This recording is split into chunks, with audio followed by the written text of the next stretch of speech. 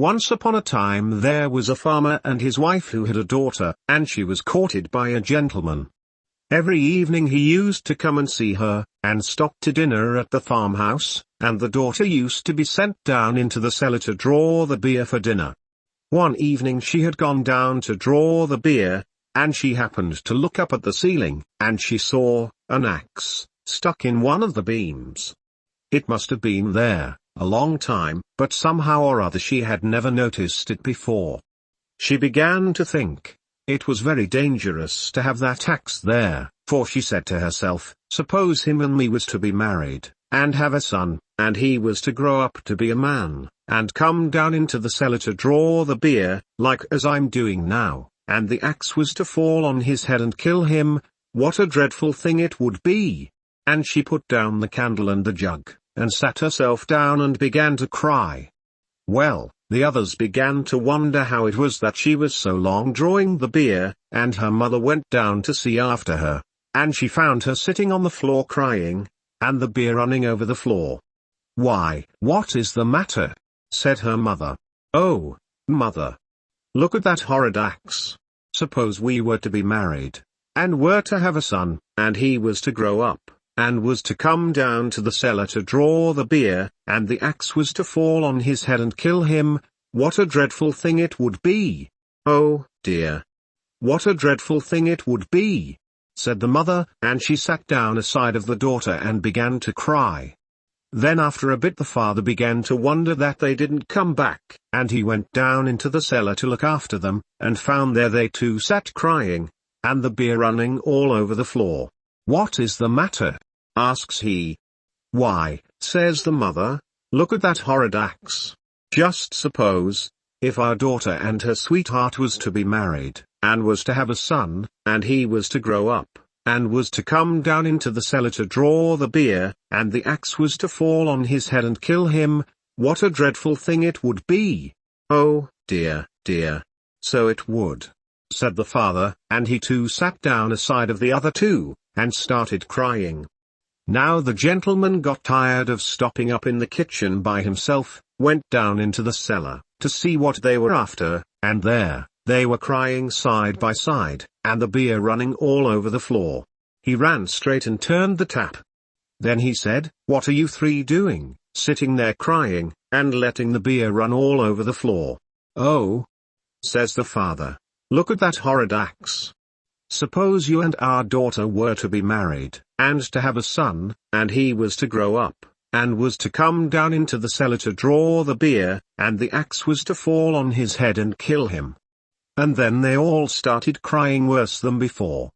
But the gentleman burst out laughing, reached up and pulled out the axe, and then he said, "I've traveled many miles, and I never met such big sillies as you three before, and now I shall start out on my travels again, and when I can find three bigger sillies than you three, I'll come back and marry your daughter."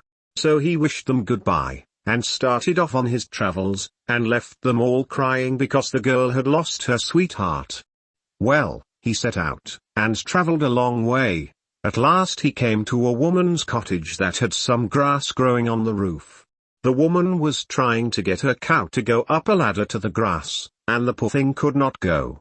So the gentleman asked the woman what she was doing. "Why, look, she said, "look at all that beautiful grass. I'm going to get the cow onto the roof to eat it. She'll be quite safe, for I shall tie a string round her neck, and pass it down the chimney, and tie it to my wrist as I go about the house, so she can't fall off without me knowing it." "Oh, you poor silly," said the gentleman, "you should cut the grass and throw it down to the cow."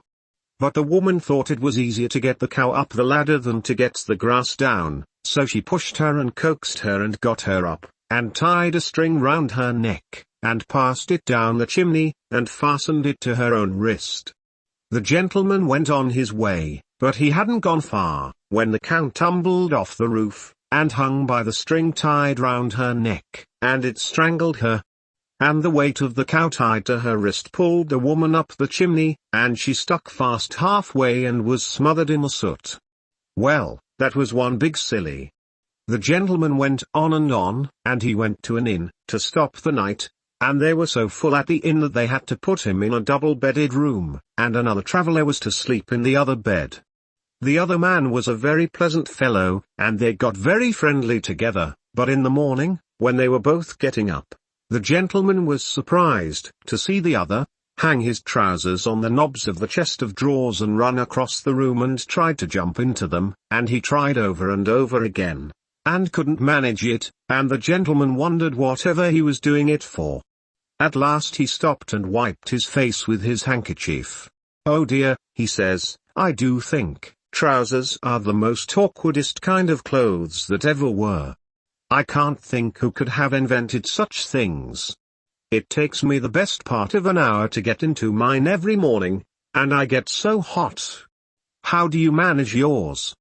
The gentleman burst out laughing, and showed him how to put them on, and he was very much obliged to him, and said he never should have thought of doing it that way. So that was another big silly. The gentleman went on his travels again. He came to a village, and outside the village there was a pond, and round the pond was a crowd of people.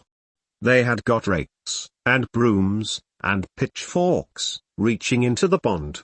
And the gentleman asked what the matter was. "Why," they say, "matter enough.